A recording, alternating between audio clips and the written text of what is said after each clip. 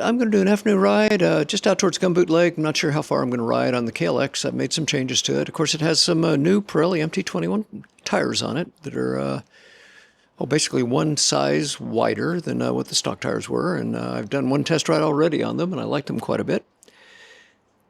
And I also went ahead and put the Garmin Zumo back on it, so I'll see what I think about that. High today is supposed to get into the mid-90s. I didn't even check. Well, it is. We're probably low 80s right now, 82 or 83. I've dressed about as light as I can dress and still ride a motorcycle. So I've got elbow pads on underneath this thin long-sleeve shirt.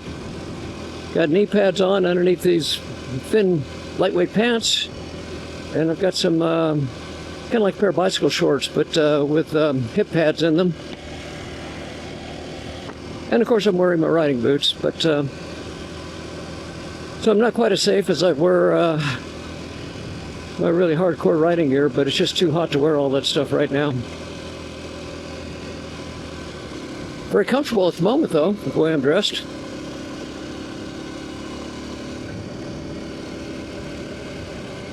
Oh, and I just realized I was going to bring my pack just for a back protector, and it's also got the drone in it, but that's not the issue. I have no shoulder pads or back protector or anything else besides those elbow pads I have in here. And that's part of the overall protection. Now, I don't have the shoulder pads and everything like my jackets have, but at least having the pack straps over your shoulder gives you not much, but a little bit.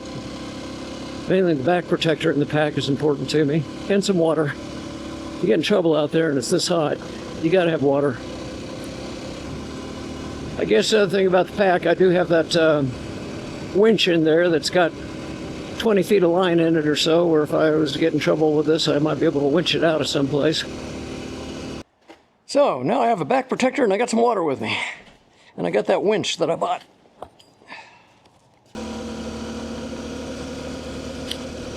So the Zumo tells me the road that I'm on. It says WA bar.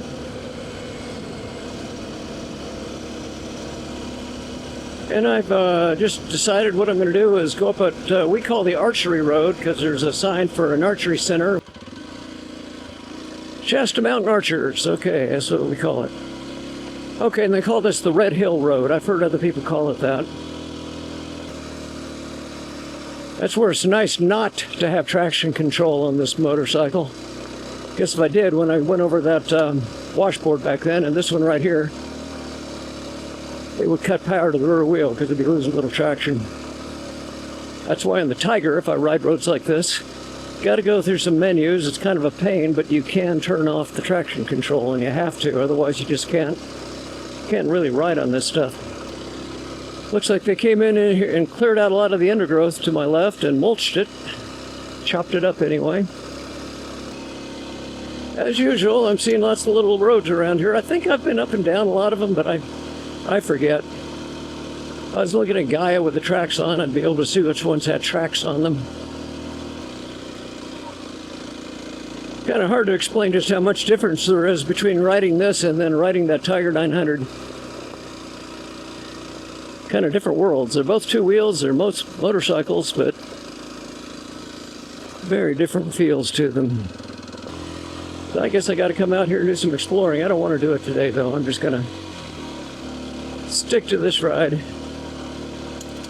I think when I get to WA Bar, FR26, I think that's what it is once I intersect it up here, that I will go on out to Gumboot Lake to see how many people are out there. That'll help us decide what we want to do this afternoon with the dogs. Pretty steep slope off to the right. I don't like to think about just how far you'd go if you went over there. Of course, the road is kind of loose gravel, a little bit of dirt on top of a hard surface, which makes it slippery, kind of skatey. I was thinking about stopping and flying a drone, but you know what? It feels really hot when I stop. So I'm not going to fly a drone today. Wait for some time when it's not quite so hot. As long as I'm moving, it doesn't feel that bad.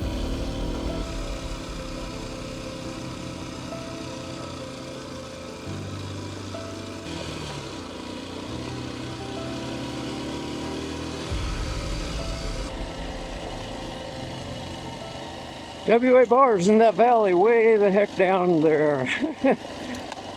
Not so far as the crow flies, but boy, you would not be able to get from here straight to over there.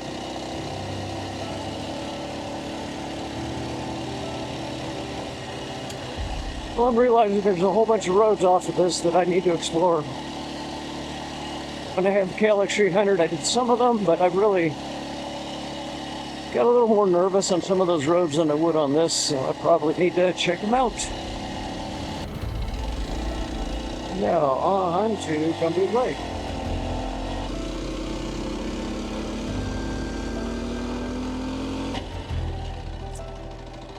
Gee, nobody parked there. That's where we park a lot of times.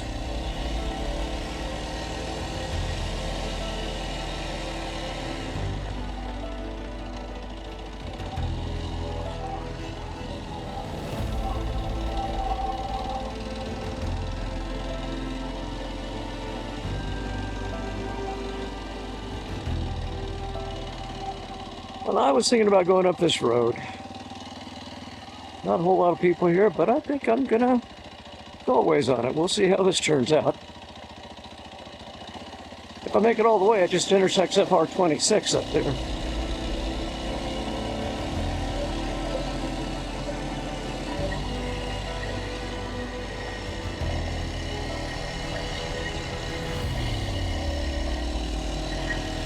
Anyway, I'd say there are not a whole lot of people up here at Gumboot. There were more here the last time we came.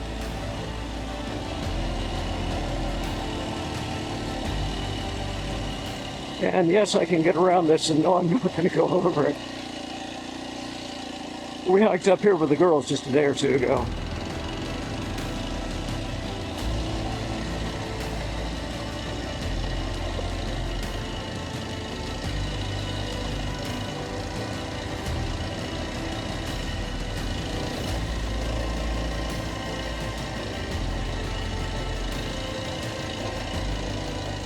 We do a loop where we start at that Gumboot Lake parking lot down there, and then we hike up to Upper Gumboot Lake, usually over on the left side there.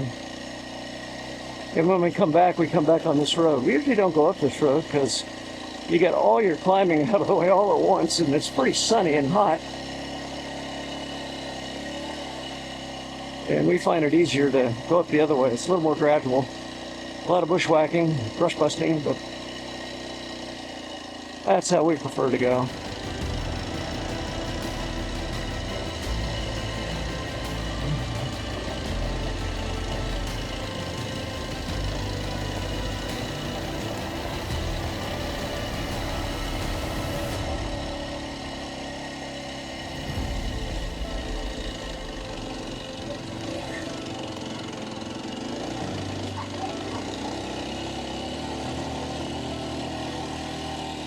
Now, I've seen people drive their pickup trucks down to Upper Gumboot, which is just off to my left, but I'm not going to try to ride down there. It's pretty rocky and nasty. And I talked to the people that did it, and they said they spent a lot of time moving rocks around, making rock bridges. They had a lifted truck with big wheels on it and big tires on it. It wasn't easy for them either. So I'll stick to hiking over to Lower Gumboot instead of trying to ride this bike over to it. Of course, I've just gone by it now, and I'm up above it.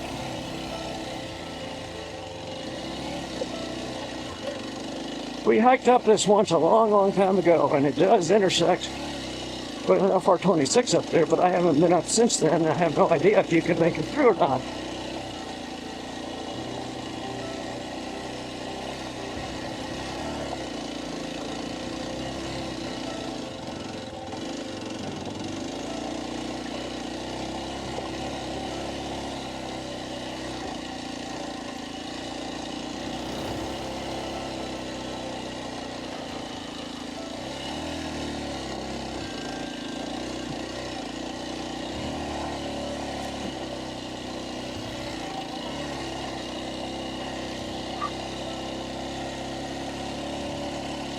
I never wanted to do this on the KLX300. That last little bit there is what gets you on pavement, but the problem with that is you can't tell if any cars are coming by.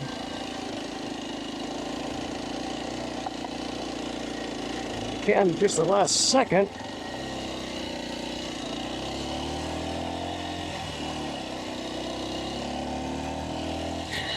And there's the Gumboot Trailhead, yeah.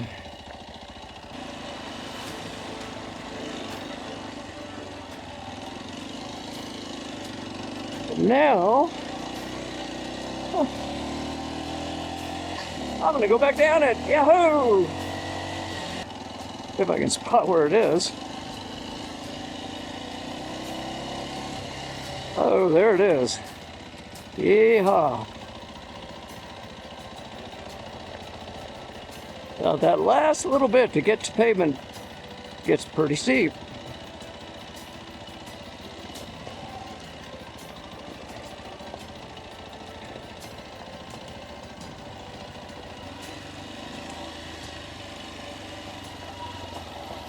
And boy, do you ever get a different view. Top of Mount Shasta over there.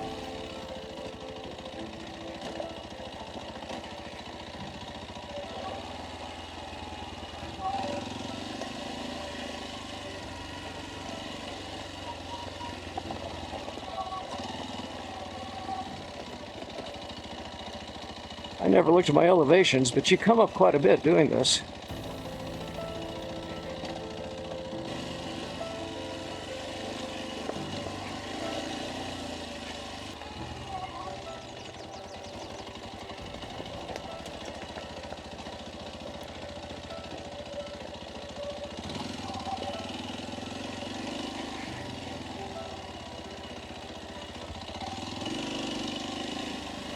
Well, I gotta say, this is entertaining. I thought I was just gonna do a ho-hum ride, but there's nothing ho-hum about doing this.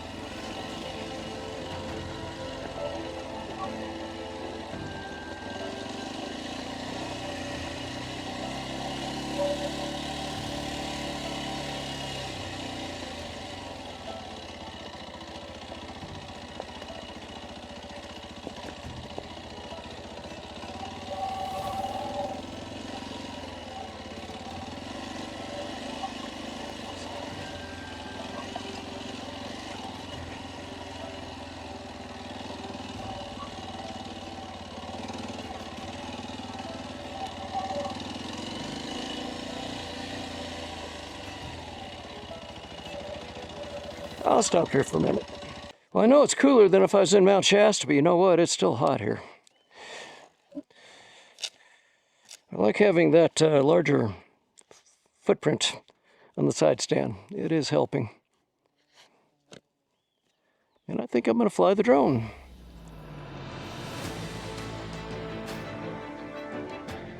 I guess I'll just do my usual with this. 20 meters. Droney. 3, 2, 1. Up she goes.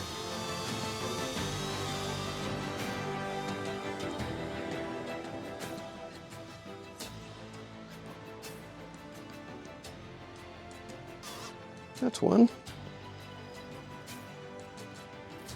20 meters. Droney. 3. I think while I was doing that, I'm going to get a drink of water, which is in my pack. There's a reason I went back to get this pack. It's hot up here.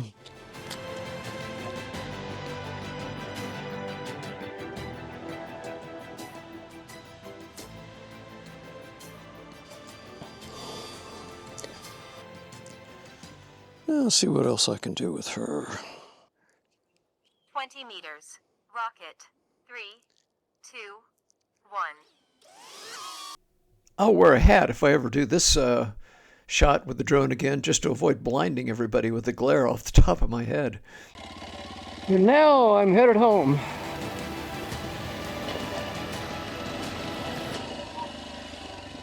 I would not want to jump that. I have jumped logs that size and bigger, but boy, that's not something I want to do anymore. When I say jump that, basically you kind of pop a little bit of a wheelie, get that front wheel up on it, and if you're really good, you do kind of a double blip and hit it with the rear tire and just carry right on over it. If you're not really good, you just get the front tire over and get it balanced on your skid plate and kind of rock it on and get the rear wheel to bite into it a little bit and kick you on over.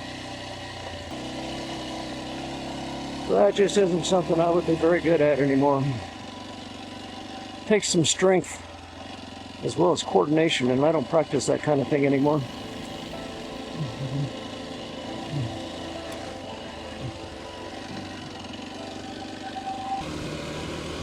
I know the last few times we walked that road, that steep road I was just on, doing our looped upper gumboot and back, I thought, you know, I could ride up that. Now I've done it. Yeah, I can ride up that. It's challenging, but well within limits on this little 230.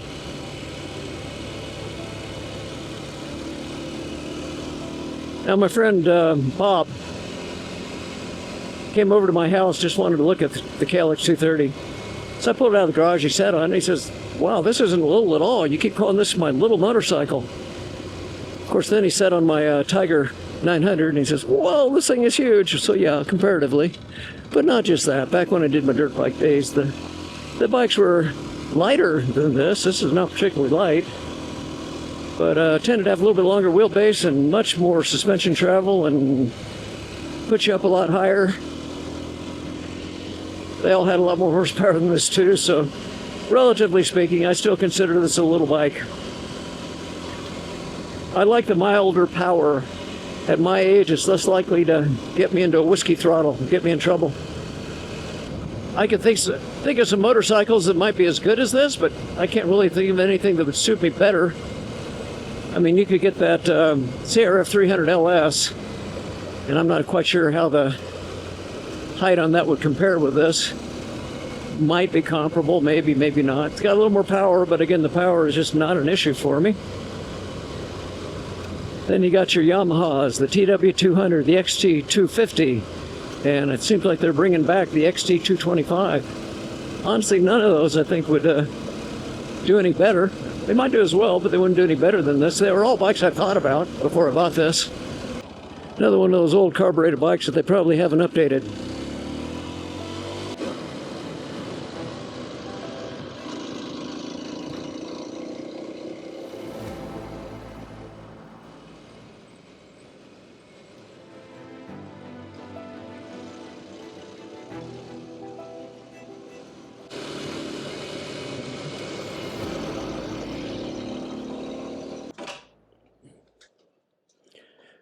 Okay, 132 miles, about an hour and 28 minutes. So there you have it.